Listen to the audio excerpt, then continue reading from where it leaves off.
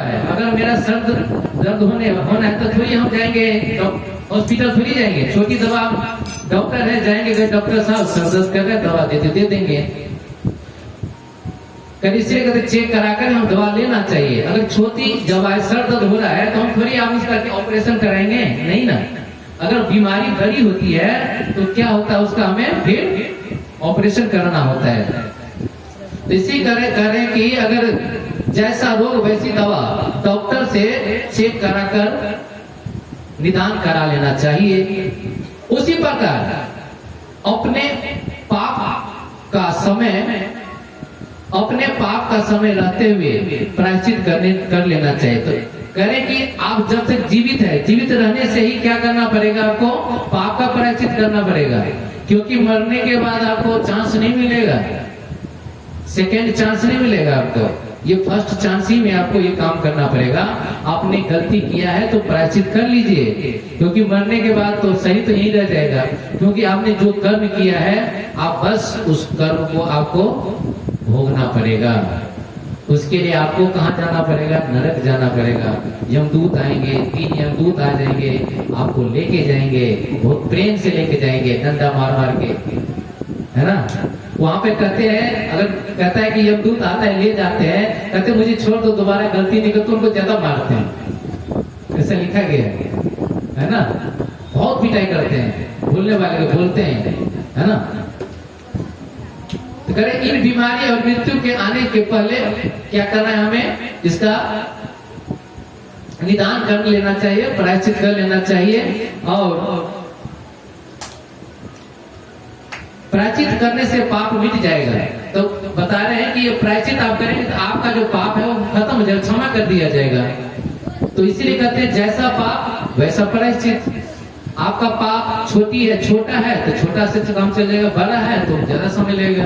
बीमारी है, मान लीजिए किसी को बीमारी होती है, अगर बीमारी नहीं होती है ना तो थोड़ा आपको 10 दिन में ठीक हो जाएगा।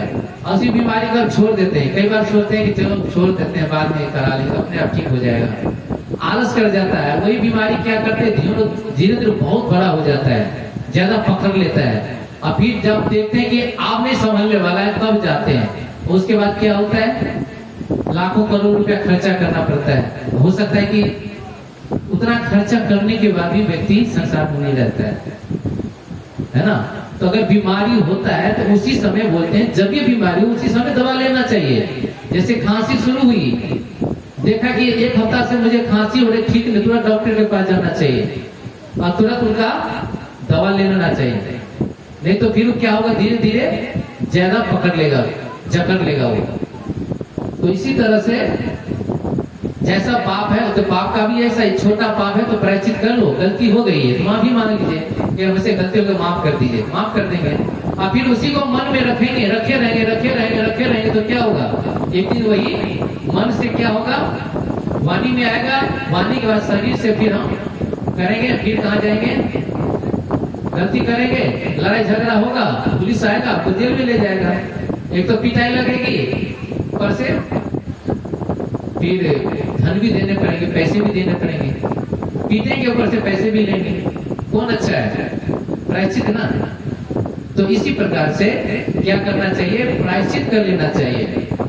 छोटा पाप हो या बड़ा पाप है, करें दोषस्य दृष्ट्वा गुरु लाघवम यथा